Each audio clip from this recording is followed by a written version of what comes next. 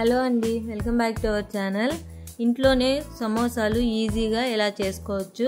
ముందుగా దానికోసం ఒక కప్పు గోధుమ పిండి, కొంచెం సాల్ట్, గోరువెచ్చని ఆయిల్ 2 స్పూన్స్ వేసుకొని బాగా కలుపుకోవాలి. ఇప్పుడు అందులోనే కొంచెం కొంచెం వాటర్ పోసుకుంటూ చపాతీ ముద్దలాగా కలిపి అయితే పక్కన పెట్టుకోవాలి.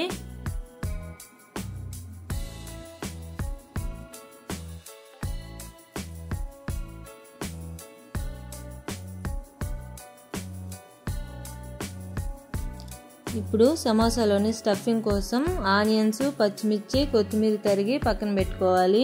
స్టవ్ పైన ఒక బాండల్ పెట్టి అందులో కొంచెం ఆయిల్ వేసుకొని మనం కట్ చేసి పెట్టుకున్న ఆనియన్స్ వేసుకోవాలి. అందులోనే పచ్చిమిర్చి కూడా వేసుకొని కొంచెం సాల్ట్ వేసి బాగా గోల్డెన్ కలర్ వచ్చే వరకు వేగించుకోవాలి. ఇప్పుడు అందులో కొంచెం కారం, కొంచెం గరం మసాలా వేసి బాగా ఫ్రై చేసుకొని పక్కన పెట్టుకోవాలి.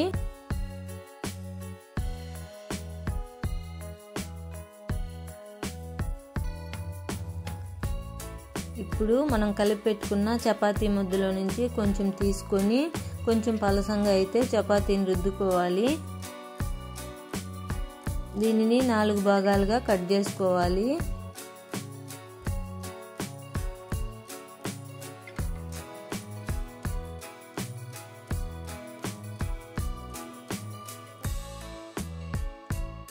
ఇప్పుడు మనం చేసి పెట్టుకున్న ఆనియన్ స్టఫింగ్ అయితే ఇందులో కొంచెం కొంచెం వేసుకోవాలి.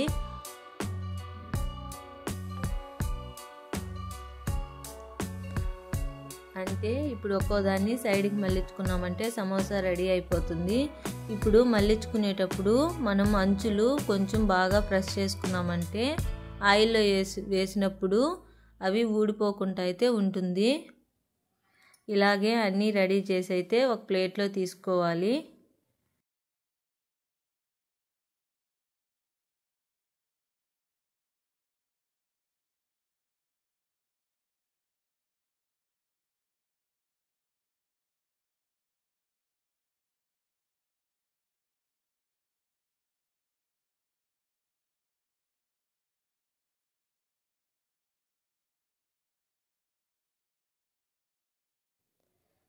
ఇప్పుడు స్టవ్ పైన బాండలు పెట్టి ఆయిల్ వేసుకొని అందులో మనం చేసి పెట్టుకున్న సమోసాలు అయితే వేసుకోవాలి.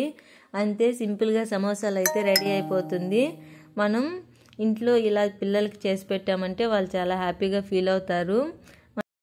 అంతేనండి, ఫ్లేమ్ అయితే మీడియం ఫ్లేమ్లో పెట్టుకొని సమోసాలని 2 వైపులా గోల్డ్ కలర్ వచ్చే వరకు ఉంచుకొని తీసేసుకోవాలి. అంతే, సమోసా అయితే రెడీ అయిపోయింది. ఇలా ఇంట్లోనే ట్రై చేసి మన పిల్లలకి మనం ఇచ్చామంటే ఆ తృప్తే వేరు. సో అందుకని ఇలా ట్రై చేస్తూ ఉండాలి అప్పుడప్పుడు.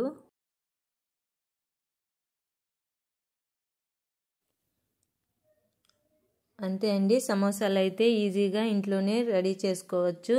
ఈలోపు మా పిల్లలు అయితే స్కూల్ నుంచి వచ్చారు. వాళ్ళకి స్నాక్స్గా సమోసాలు ఇచ్చాను. అవి తింటూ వాళ్ళు హ్యాపీ, నేను హ్యాపీ. ఈ వీడియో మీకు నచ్చినట్లయితే లైక్ చేయండి, సబ్స్క్రైబ్ చేయండి. బాయ్.